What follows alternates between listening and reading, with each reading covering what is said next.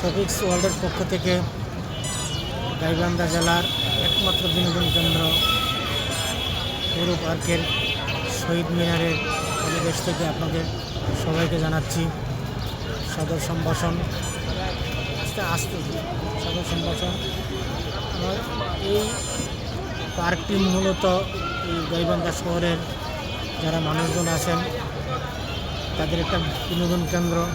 এটার চারিদিকে আপনারা যে দেখতে পাচ্ছেন যে প্রচুর লোকের সমাগম, এবং যেদিকে তাকান যে শুধু লোকজন, এবং এর বিশেষত অনেকগুলা সমান দোকান আছে। এই দোকানগুলাই সৌন্দর্যটা অনেকটা নষ্ট করে দিয়েছে, এবং যারা আছে এবং এখানে মাঝখানে একটা বিরাট পুকুর আছে, কিন্তু পুকুরটা এতই নোংরা। কারণ আমরা যাতে বাঙালি বলে কথা, কোনো কিছু সৌন্দর্য রাখতে আমরা পছন্দ করি না। যত ময়লা আবর্জনা যা কিছু আছে সব কিছু আমরা এখানে ফেলতে খুব স্বাচ্ছন্দ্য বোধ করি। আমি এখন আপনাদেরকে অন্য প্রান্তে নিয়ে যাচ্ছি। আমার পিছনে দেখতে পাচ্ছেন এই সেই পুকুর বেশ বড় সড়ো, কিন্তু সমস্যা হলো কি, এই পুকুরের সান বাঁধানো ঘাট আছে এবং পুকুরে চলার মতন একটা ছোট বাহনও আছে, কিন্তু এর চারিপাশ দেখলে সত্যি খুব মায়া হয় যে এটার আবর্জনা ভর্তি, এবং আবর্জনা এই চারিপাশ ভর্তি করে রাখছে, যা কখনো কাম্য হতে পারে নাই।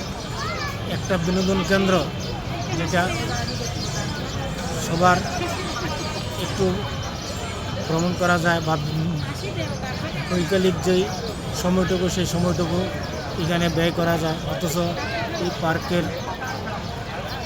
যেখানে দেখা যায় কেন সেখানে শুধু ময়লা আর আবর্জনা। সুতরাং আপনাদেরকে বলবো, যারা এখানে ভ্রমণ করতে আসেন না কেন, কিন্তু কখনো ময়লা ফেলবেন না, অপরিষ্কার রাখবেন না। নিজের দেশকে ভালোবাসুন, নিজের এলাকাকে ভালোবাসুন, পরিষ্কার পরিচ্ছন্ন রাখুন। এই থাকবে আপনাদের নিকট আহ্বান। আপনারা যারাই আসেন না কেন, এই নিজেদের অবহেলা এবং নিজেদের এই সামান্য ময়লার জিনিসটুকু ফেলে অন্যদেরকে আনন্দ থেকে বঞ্চিত করবেন না, এটা আপনাদের নিকট প্রত্যাশা করি। এখানে একটি স্মৃতিস্তম্ভ আছে, এবং এই স্মৃতিস্তম্ভটি দেখতে যেমন বসুলছ। আমার পিছনে আরেকটি স্মৃতিস্তম্ভ আছে। এই স্মৃতিস্তম্ভটি পার্কের এক কোণায় প্রতিস্থাপন করা হয়েছে। এখানে পুকুরের অন্য প্রান্তে আছে, অন্য ঘাটে আছে। এখানে একটা ছোট বোট দেখতে পাচ্ছেন। এই বোটের মাধ্যমে সামান্য আনন্দ দেওয়ার ব্যবস্থা করে থাকে। এই থেকে অনেক পার্কটা আছে, এবং এই পার্কটা পুকুরটা পার্কের মধ্যে খুবই সুন্দর দেখায়, কিন্তু সমস্যা হলো এর চারিপাশে যত আবর্জনা আছে, আবর্জনাগুলো সব কিছু আবর্জনা এখানে ফেলে দেওয়া হয়। ফেলে দেওয়ার পরেই পুকুরের সৌন্দর্য অনেক নষ্ট হয়েছে। পানিটাও তেমন অপরিষ্কার আছে, এবং এই অপরিষ্কার পানির মধ্যে ছোট্ট বোট দিয়ে তারা এপার ওপার করে থাকে।